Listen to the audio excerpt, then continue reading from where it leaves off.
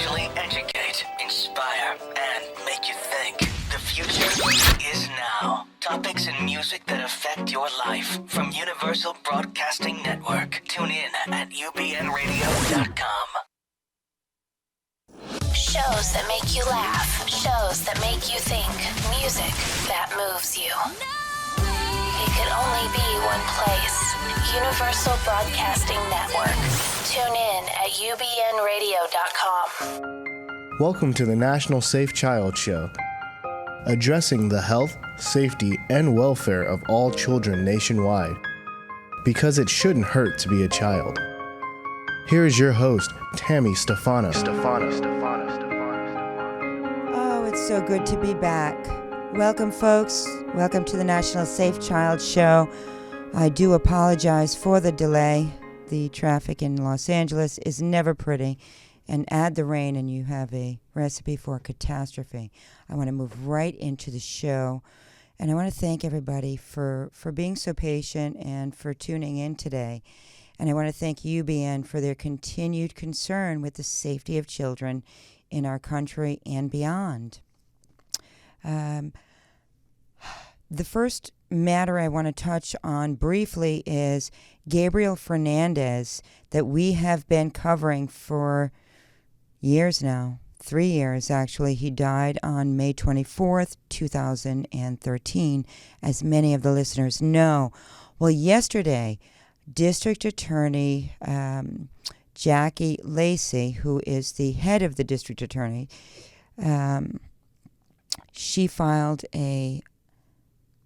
criminal charges against 4 of the social workers that were involved. As I'm not telling anybody anything new, it's big news. The wonderful thing with that, folks, is it really hasn't been done, and it opens up a can of worms for social workers who continue to abide by the wrongdoings within the department, within Child Protective Services. And I just want to send a message out loud and clear.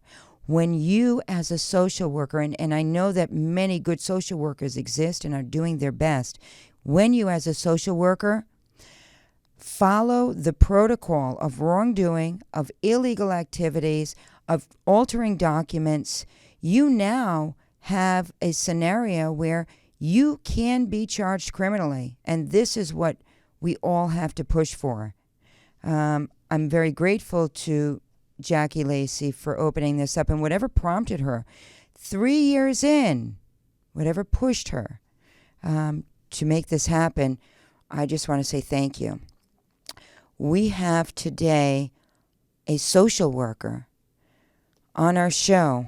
We will keep their identity hidden because they are in fear on many levels. Their voice has been changed, and we're going to ask some really tough questions. We encourage our listeners today to come on the chat room, ask some questions, and hopefully we'll be able to get some answers. We have other social workers who are now stepping up, folks. So over the next month or so, we're going to be covering some really tough situations, and we're going to find out about the truth. So I want to introduce, without further delay, the social worker who came across an egregious situation. And this person just decided, I've had enough. I'm not going to participate in this. I'm a good person. I'm an honest person. I do my best for the parents. And if a parent really isn't safe, then I do my best for the child. But ultimately, if the parent is safe, this social worker has pushed to keep children together with their parents. But this social worker has come up against some roadblocks lately.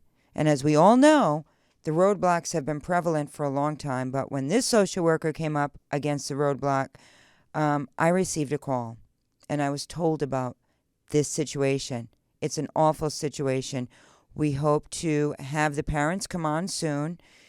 We will, but I also want to protect the parents while they're going through being away from their children. And for those on my listserv, I will be sending out a court hearing date. As we know, this is National Child Abuse Month.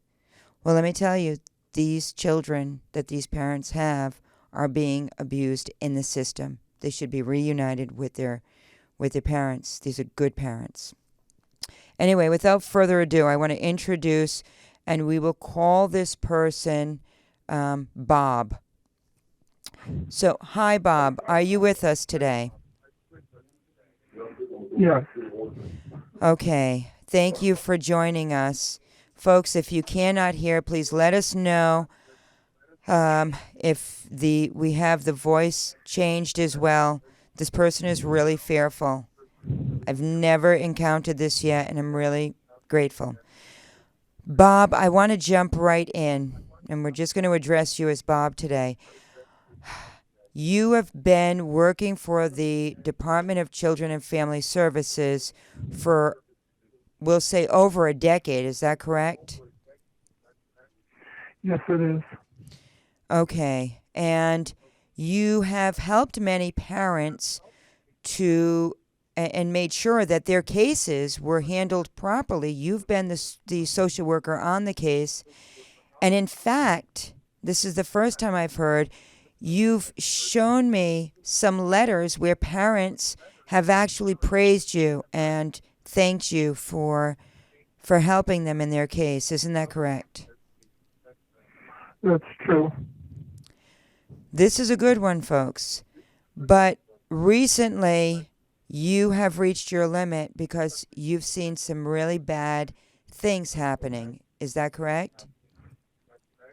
It is.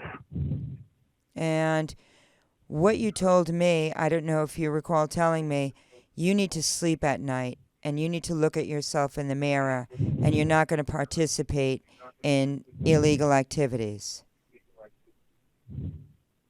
Is that right? That's right. Yes. Illegal activities such as taking a child away from a safe parent and having them adopted out or kept in foster care. Okay. Yes. You yourself have seen where parents are safe, they've jumped through hoops, and yet a decision is made from higher ups within the department that it doesn't really matter if the parents are safe because somebody made a call to somebody else in the higher echelon of the department, and it was already predetermined that that child was leaving that family regardless of how safe that family was. Is that right? That's right. How did you feel about that?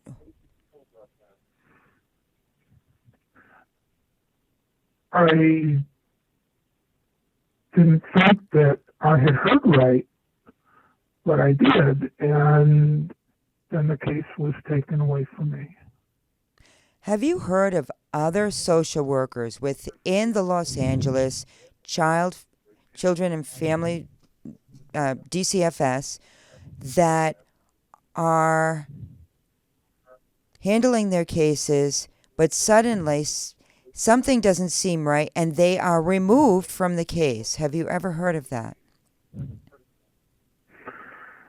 No, not really. I haven't. Okay, so the social workers that you've worked with, they have been on the case from the beginning till the end. Pretty much. Pretty much. But in a case that you're familiar with, there was a switching of social workers, correct? Yes. Okay. Do you feel that the parents in this case that you became privy to were safe? Absolutely. Was there a case plan that was established that the parents had to commit to by the department? Yes. And did From my children's court. by Children's Court? And did the parents fulfill and cooperate with that case plan? Yes.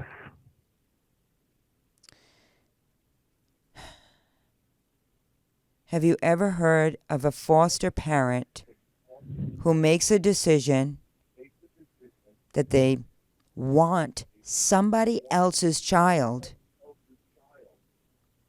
and regardless of the safety of the biological parent, a decision is made to give that child to the foster parent simply because the foster parent wants it? Not until this case, I haven't. Not until this case, but you have now, haven't you? I don't have it anymore. Right. But you have actually heard of that scenario now intimately. Yes. You are not the only social worker to disclose this situation to me. There have been other social workers, whistleblowers, who have told me, and National Safe Child has actually been working on this for about 2 months now. Do you feel bad for the parents of the case Yes, I do. Yeah. Are the parents desperate? Yes.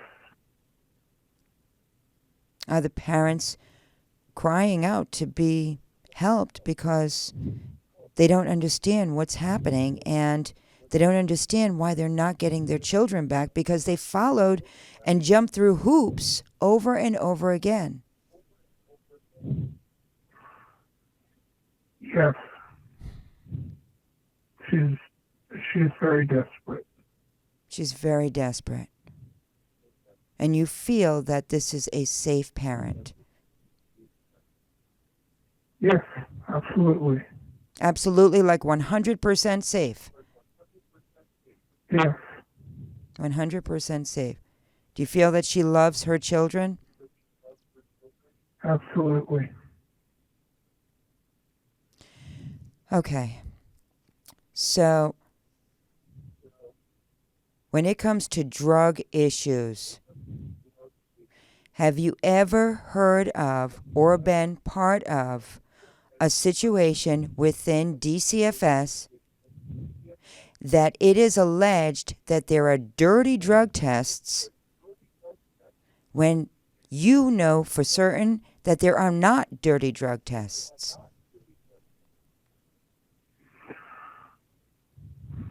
Not until this case. Right. I understand that, but the answer would be yes now, right? Yes. So this parent had a dirty drug test, or maybe several, but it was a lie.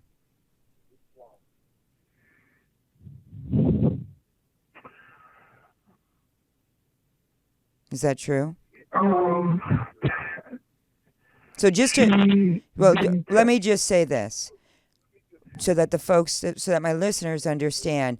A dirty drug test in the whole U.S., when the department asks for a parent to do a drug test, can be either show up positive for some type of drug substance, even when we have seen results that even though it shows up positive, it ends up being somebody else's name. And if the parent doesn't look at those documents carefully or ask for them or demand them, it gets deemed as if they were doing drugs. But the other case scenario is when a parent gets called and they have an hour to go and get this drug test. They don't have a car, maybe they're taking a bus or they're in work and they can't get there.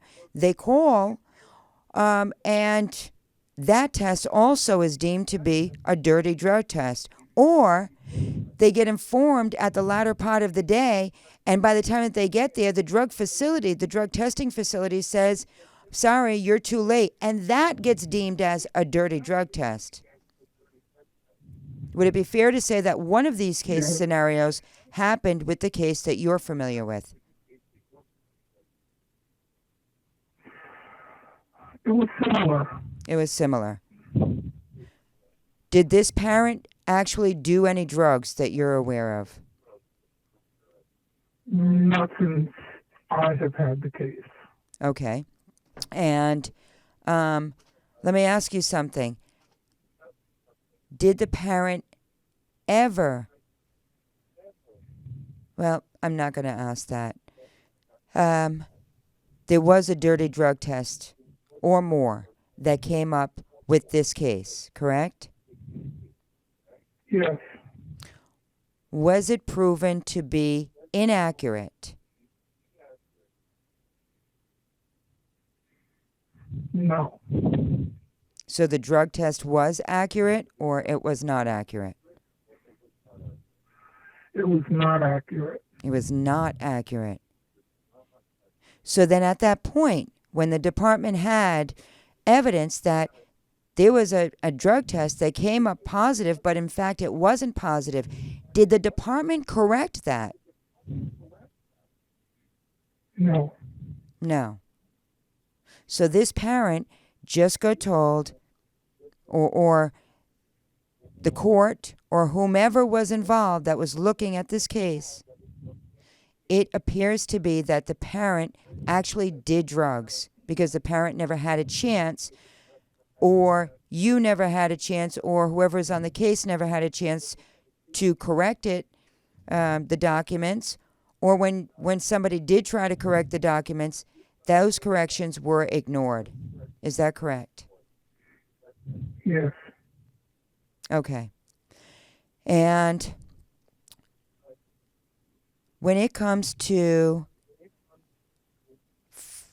facilities that are set up to help children, or so-called facilities that are set up to help children, are you aware of any facilities that collected money for years but actually never helped any children? Or helped maybe, or why don't you tell us briefly about that? I only knew about one program. I don't know what the name of it was. Okay. But it was for children from birth to 3 years. So from birth to 3 And there years was old. only- Okay.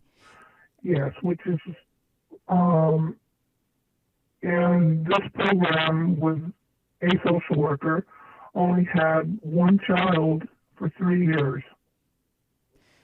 Okay, so a social worker was running the program? No, she was in the program, and all she had was one child. Okay, so would it be fair to say that there was, just to understand, a program was established that appeared from, I mean, me being an outsider, that it was a program for ages newborn to 3 years old, for children that needed assistance, but and this program was funded and kept going for a period of 3 years. However, it became apparent, not to the public, but internally, that within this 3-year time span that this program was being funded, that only one child was ever in the program? I'm pretty sure they were aware of that. Okay. You don't know the name of it. And a social worker was given the task of overseeing this program? Would that be fair to say? Well, the social worker was overseeing the one child that was in the program. Okay. The social worker was overseeing the one child. One child for how many years? I think 3 years. 3 years. In your opinion, would other children under 3 years old have benefited from maybe going into this program? I would imagine that's why it was set up. But I don't think there was too many. I don't know if they were being referred or what the process was. Okay. But you are sure of one thing. Only one child ever was named to be a participant in that program. Yes. Okay. And are you familiar with supervisors who ask social workers to alter their reports from one direction to a whole different direction, even when it isn't true? And it doesn't matter if it's just one time. Yes. Was it just typos? Was it the language wasn't very clear? Or was it flat out blatant lies that the supervising social worker was suggesting happen within any particular case? Yes. Yes, what? The information was made to look as though the parent had failed.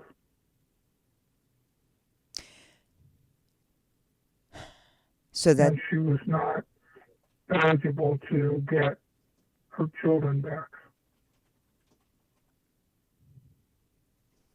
Okay. Do you feel... Okay, let me ask you this. Have you ever... Tell us a little bit about sanctioning of social workers internally. Is there a sanctioning process for social workers within the agency? Only if you want to include children's court. The only sanctions that I have ever heard of come from children's court.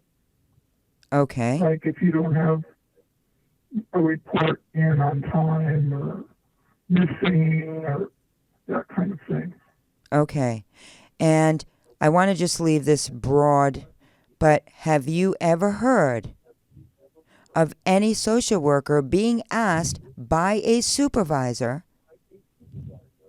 to take the fall for another social worker who had too many sanctions and would be in trouble?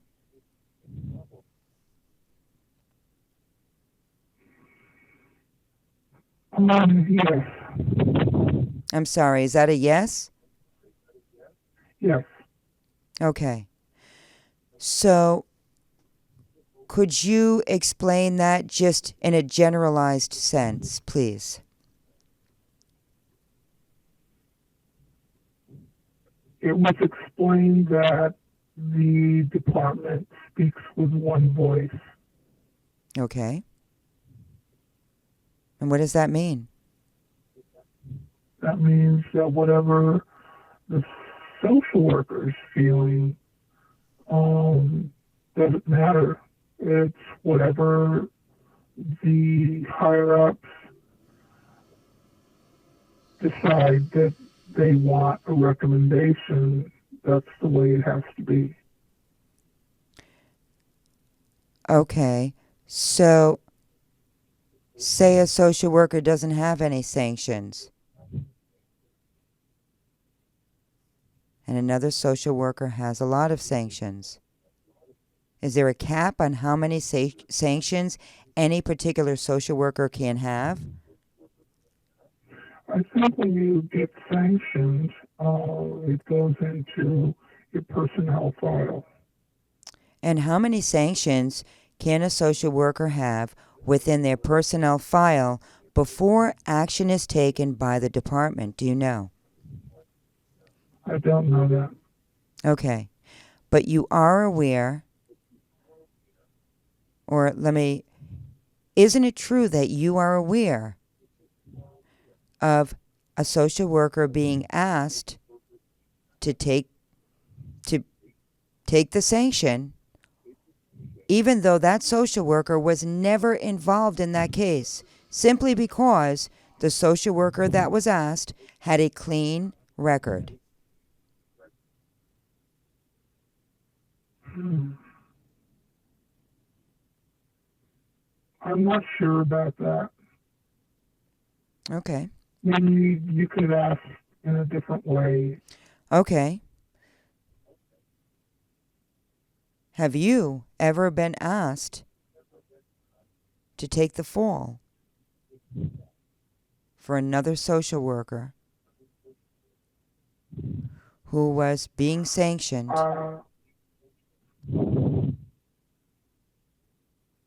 Not for another social worker, for a clerk. For a clerk. Okay, I'm sorry. Mm-hmm. So you were asked to take the fall, but you were not at all involved in that case. You were just passing by at the right time, I guess. Actually, I was involved in the case. Okay. But I think that the clerk had said that I gave erroneous information. Okay. So you were blamed for some... Go ahead. Yes, I was blamed for giving erroneous information purposely. And I always felt that if you got a sanction, it wasn't a good thing to have. And I always felt that if I was going to get a sanction, it was because I deserved it, not because I was covering for somebody else. Right. But in this case, it was laid out clear and asked of you to do this favor. Yes. Okay. So and there I was... refused. I'm sorry? And I refused. And you refused. You said, I'm not doing it. I'm not being... Right. Okay. So, when it comes to superiors, supervisors, if you do not follow their lead, what happens to you? You get shunned. You get shunned? Yes. You get cases taken away from you. Okay. And they could demote you. They could try to get rid of you. How would they do something like that? What would something like that look like?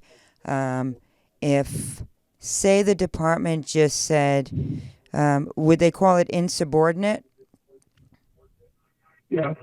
Okay. So say the department alleges that any particular social worker is acting insubordinately because they're not following an illegal adoption. They're not following an illegal placement. And when I say illegal, I say it by means of ethics. Something that clearly should not be done, and they don't choose to participate. And when they do something like that, then would it be fair to say that that social worker might have their files looked at or scrutinized and threatened with termination?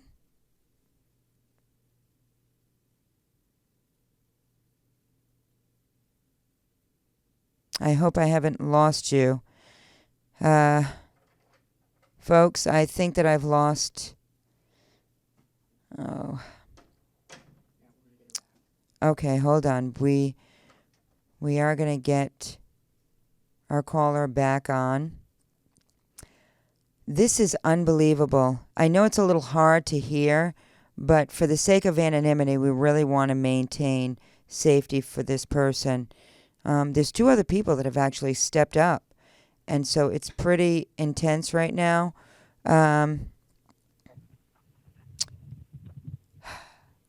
What we're seeing is people who have authority, who have connections, I should say, and authority, that are foster parents, that want somebody else's child at all costs, and a phone call is made and it's done. Okay, I'm glad to have you back with us. Are you here again with us? Yes. Okay. So, folks, help me.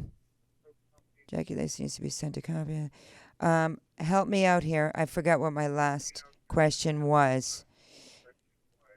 Okay, so when social workers are scrutinized, when they're shunned, is there a chance, or is there a fear that they might be terminated, or something perhaps might be made up to ensure that they're not part of that We Speak with One Voice group? Yes. Are you fearful of that? Yes.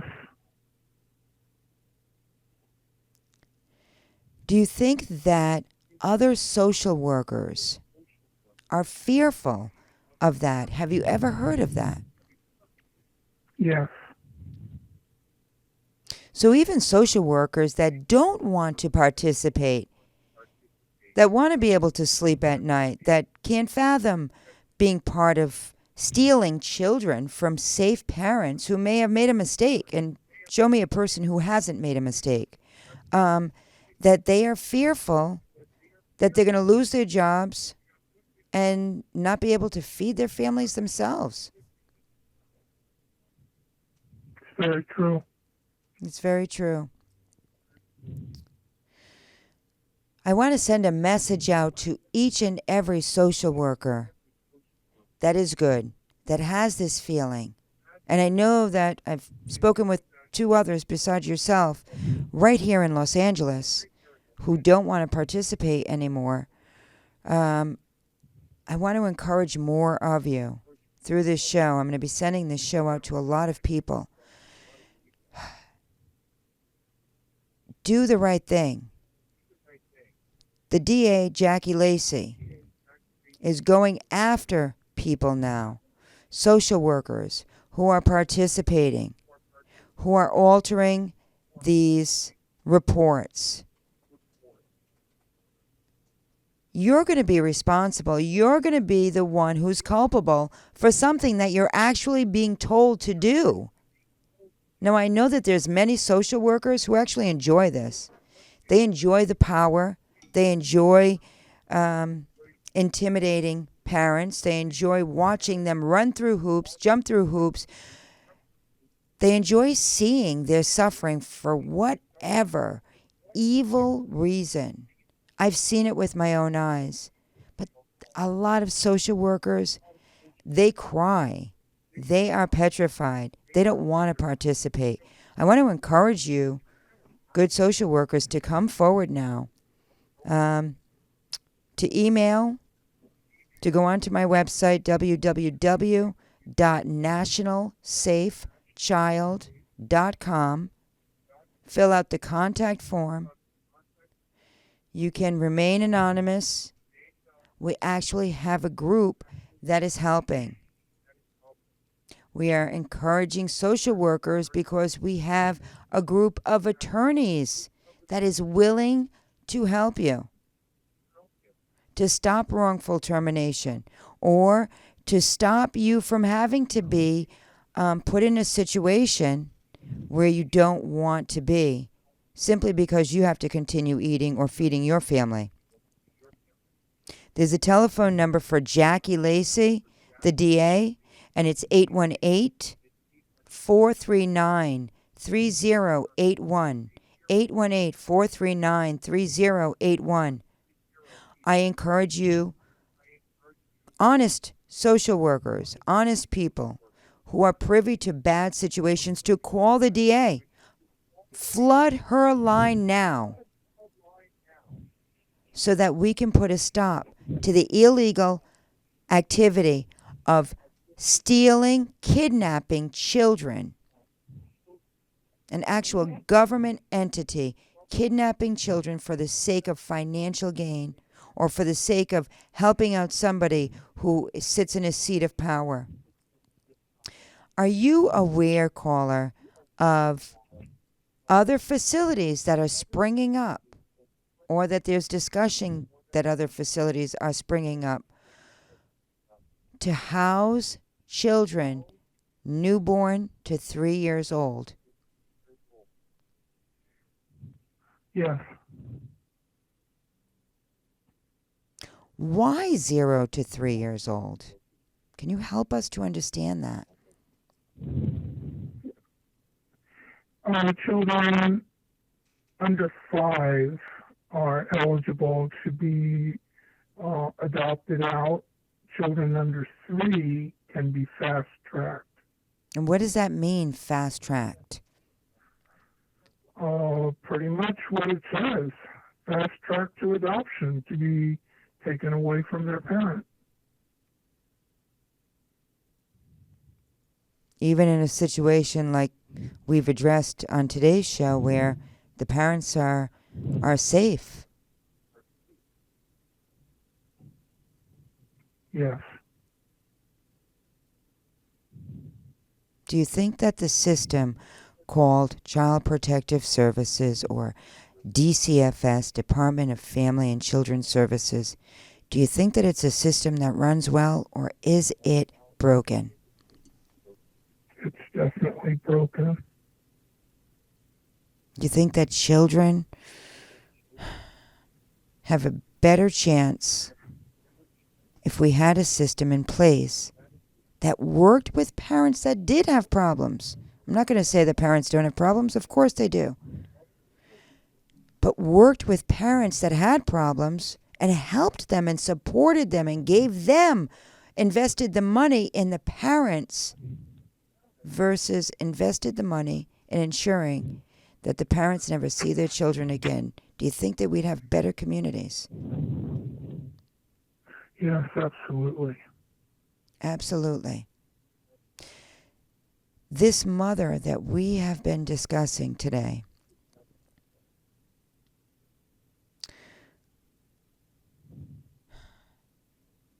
she's not a family member, right? Mine? Yes, of yours. No.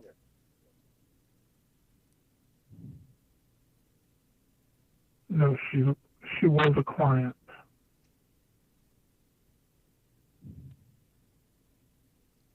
Did she have to do more programs than other case plans normally lay out for a parent? It appeared to me that she did.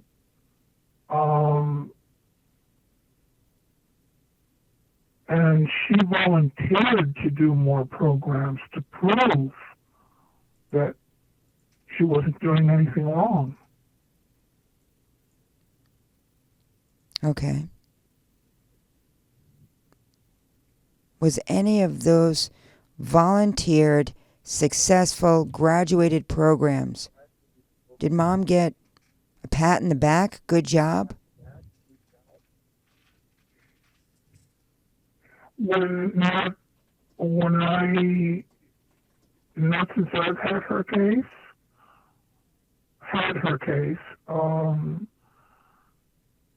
but I did see that there was quite a few certificates of completion in her file. Tell us a little bit about parents who have court-ordered visitations with their children. Have you ever been privy to any cases at any time, even one, where the court ordered that a parent see their child, they have these visits, but somebody with an evil push, with a controlled power trip, made a decision that it doesn't really matter what the courts say because you're not going to see your children? That's what I felt was happening with this case. That's what you felt was happening with this case. Why did you feel like that? Because mother had so many obstacles put in her way to see the child that they want to adopt out. So, would it be fair to say that the least amount of visits would be better for not the child, not the parent, not the family, but for the foster mother and the agency that was backing the foster mother and foster father? Yes, because the court looks to see if the visitation from the parents has been consistent. And so the court takes that into consideration when making determinations as to return a child to their biological families. Is that right? Yes. So yes. if a court sees that the parents, if it appears or it's presented falsely to the court that the parents have not made any efforts to visit their children, then the court frowns on the parents and could veer more towards adopting the child out. Is that right? Yes. Yes. So an easy way, would it be fair to say that an easy way that the foster parents, if they are corrupt and they have an in with the department, an easy way to get that foster parent to get the child that they want would be just to interfere with a parent's court-ordered visitations? Yes. Wow. It's incredible. And what can a parent do when that happens? When they're not seeing their children? Do you have any suggestions? The only thing the parent is told is to talk to their attorney, talk to their social worker, to arrange the visits. But if the parent doesn't get any response, Okay. there's other than go to court, raise your hand and say you want to say something. Sometimes they will let you tell your side. The parents that you have had on your cases, do they have money for private attorneys, or are they really given court-appointed attorneys? They're given court-appointed attorneys.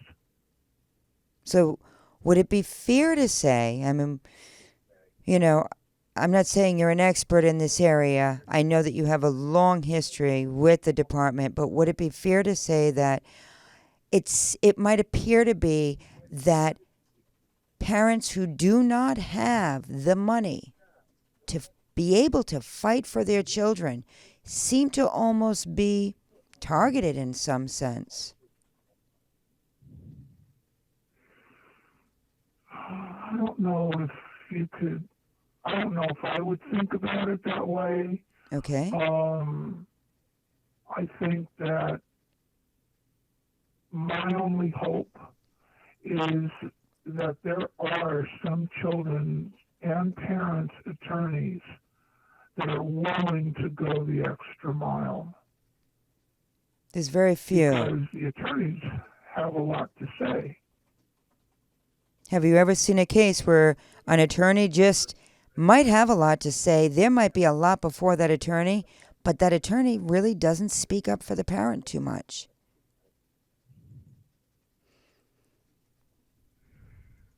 Yes. You would not be telling us something that we did not already know, but it's refreshing to know that there are people who see it, that are within the system, not just looking from the outside in. It is important. It's so important that this be exposed. Because everybody has to ask themselves the question, what if it were your child? How would you want people to handle your case? Right? Yes. And I speak about the targeting of people who have less money, or harder situations, but I do not negate the fact that there are people that have lots of money and are thrown into this system as well. It just seems like the majority are people that have less money, less ability to be able to financially afford the professionals that are needed, the experts that are needed to fight for their own children. That's true. I didn't ever ask. Go ahead, please. I know that I've had parents that have stated that they would get an attorney and fight the department. And I honestly tell them, you don't have as much money as the department does. Right, that's for sure. We're dealing with a multi-billion-dollar industry. Mm-hmm. That's a hard monster. That's a hard machine to shut down, that's for sure. Have you ever heard of... Go ahead. But also those parents that have threatened to get an attorney and fight, I was able to work things out with them so that they would understand better what they had to do in order to get their children back. Okay. But this case in particular is the first one that I've ever had that turned out so wrong. So wrong. Against the parent and against the children who should be with the parent. Yes. Wrong in that way. Now that you've found UBN Radio and discovered our quality talk shows, Well done. it's time to spread the word to friends, family, and the universe. 24 hours of music and talk radio without limits. That's why people keep coming back for more. That's ubnradio.com. Okay, I apologize for that. Are you still with us? Yes. Okay, great. John, I'm going to send you off something in a moment. I would like for you to put on the screen. Are you following? What is your feeling about the children that failed Gabriel Fernandez in Palmdale and never visited him, never saw him or saw him so briefly, and yet this little boy, this beautiful little child who was crying out for help, the teacher who made a multitude of calls. There were 69 calls made to the department, 69 different referrals, and yet this child ended up being tortured and murdered by his mother and her boyfriend. Do you feel that Jackie Lacey, the head of the DAs, is just in going after the social workers? Yes.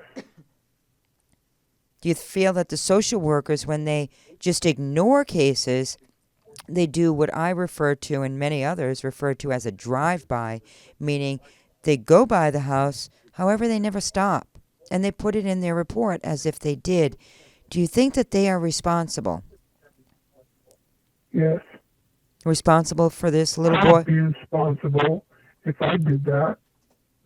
Right. I would be responsible too. And why are they responsible? Because that's not protecting children. you're supposed to see them personally in their placement once per month. When they return to the parents, twice per month for the first 90 days. And is there a quota that social workers are bound by when it comes to their caseloads or their amount of children that they are handling? Well, a lot of social workers went on strike about 3 years ago because our caseloads were quite high in the 40s. Okay. And now they're like in the high 20s. So within the department now, they're not in the 40s anymore. Is that what you're saying? Yes. And they're not in the 30s anymore? No. Okay, so they're somewhere within the 20s. Okay. And High 20s, yes. high 20s. So is there, say, in the high 20s, you had 20 children. Each case only had one child. Is there a quota that is discussed somewhere regarding having 20 children, or do you need to have 30? I think that I have 27. This is just for instance. I have 28 cases in my caseload. Okay. But that counts for every child. Okay. So you've never heard of a quota, per se? No. Okay. Is there, okay, so I have some people emailing questions. Is there anything that the parent can do to make the social worker not even open up an investigation?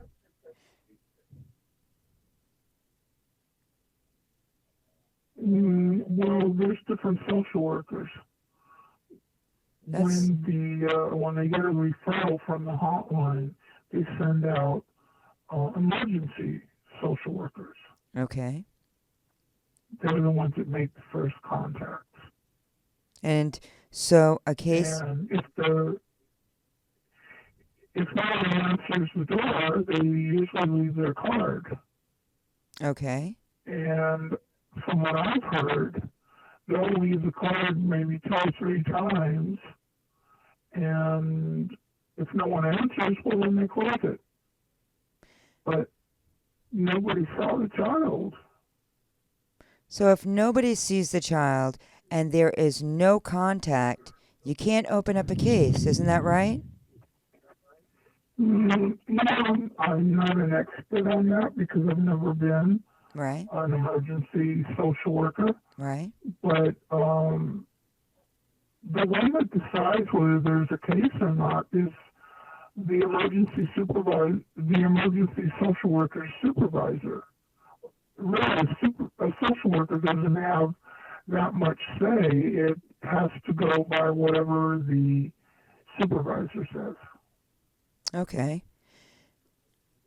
When you write up your report, well, let me ask you, are you obligated to write reports for your cases? Yes.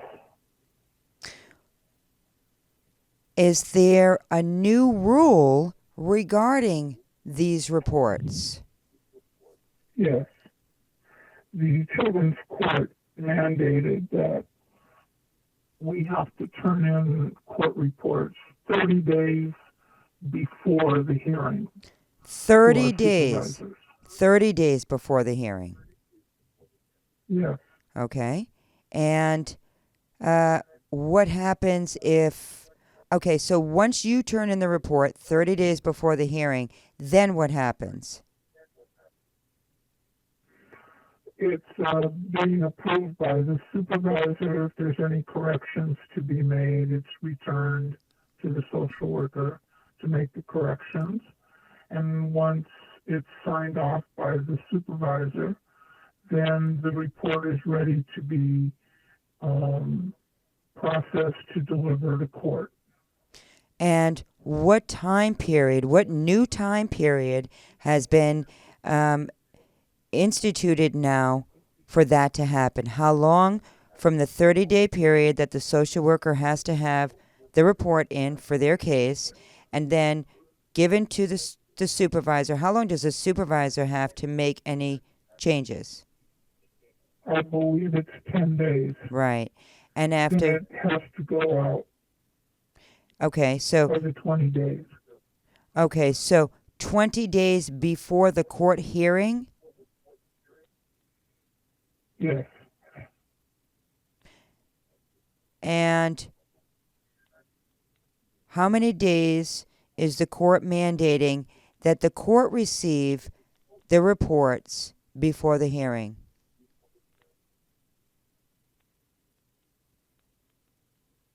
They have no system now where they barcode the reports to prove that they were handed in to the supervisors by 30 days.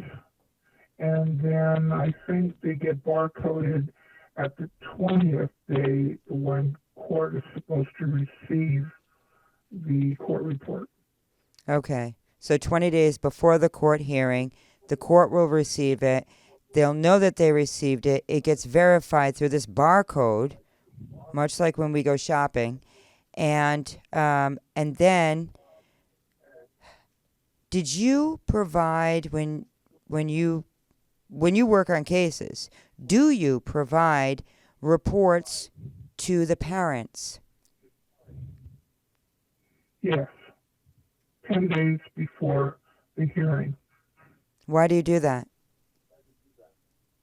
It's mandated.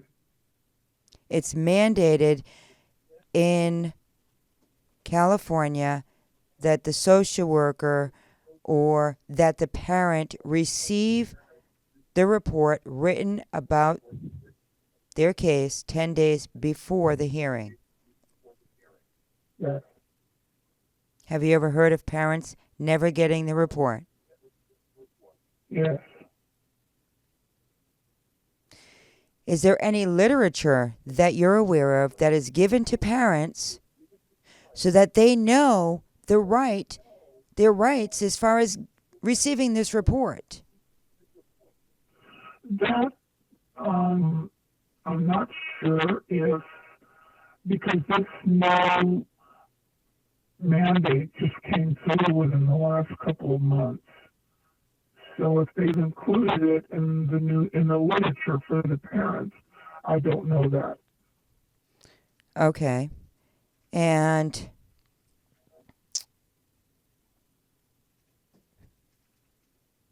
but you always give the reports. Yes. Okay. There can also be another problem, though.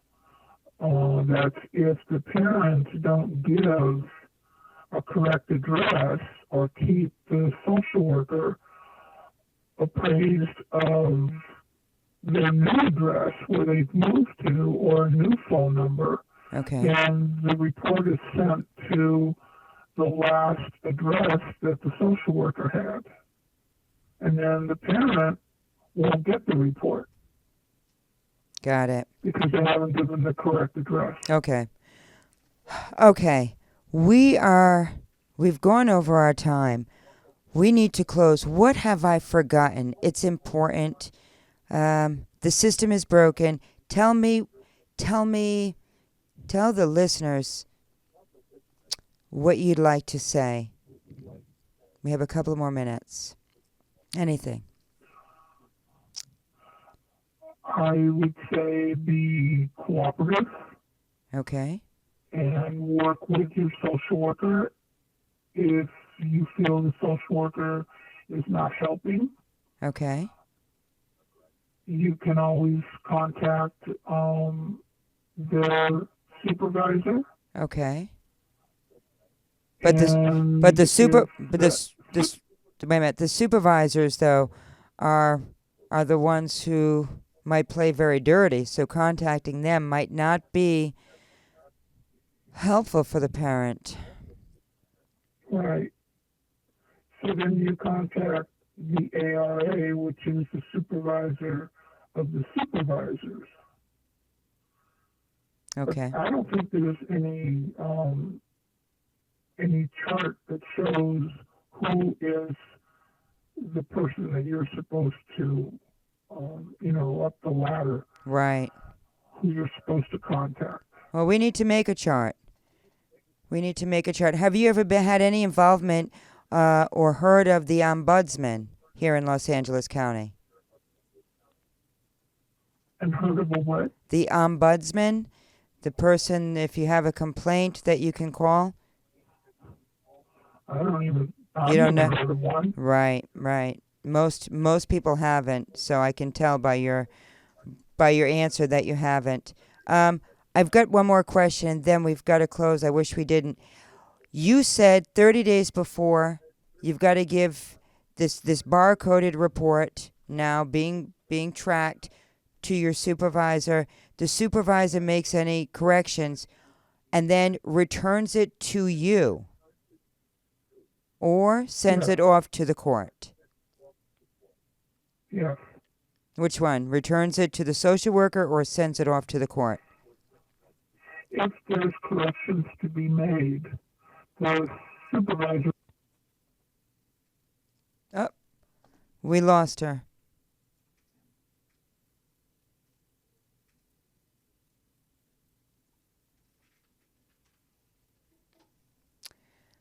Okay, folks. Just to let you know, we've got to close this. I wish that we didn't have to. We've got a couple more social workers.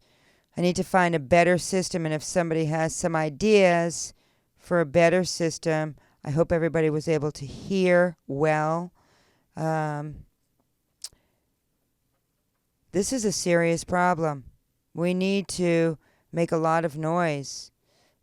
Medical kidnap. I just want to touch on that, John. We didn't get a chance to put the pictures up of these social workers. Can we put them up quick? All right. I just want to show the pictures of the social workers that are being criminally charged here in Los Angeles County based on their lack of helping, protecting, visiting, caring for. Gosh, they did nothing for little, beautiful Gabriel Fernandez. A little boy who fought harder than these people could ever dream about, who had the will to fight for his life until monsters came in and literally tortured him to death. John, can we show? Okay, so take a look at these people, folks. These are people that have to look at themselves in the mirror every day, and I hope every day that they do, they think about the little boy. Now, I'm not saying that was their intention. They never thought about it, but you know what?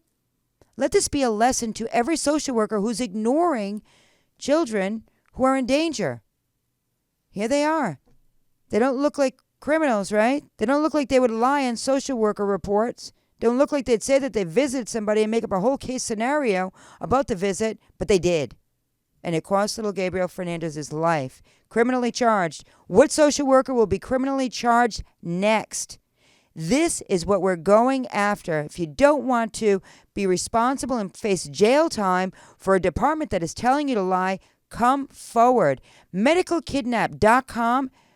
I'm very pleased and honored to have assisted in a very small way, but I feel honored. Medical kidnapping, a crisis in every family in America. There's a book out right now, folks. John, can you just show that book quickly? Amazon.com. Folks, look at this book. This book really says it all. I'll tell you, we've got some great people in the chat room who really know their stuff, who are victims of the lies, the falsely reported drug tests, the allegations, victims because another side, a dirty, corrupt, lying, cheating side, needed to keep their numbers up, felt empowered, felt like bullying, slept on the wrong side of the bed, whatever it was. Folks, read this book. You can get it online. If you have Kindle, you can download what you want to download. Medical kidnapping. Every family is potentially in trouble. Take a look at this book. If you want to go to medicalkidnap.com website, scroll to the bottom of the page and click on it, and you can read. It's really informative about the book.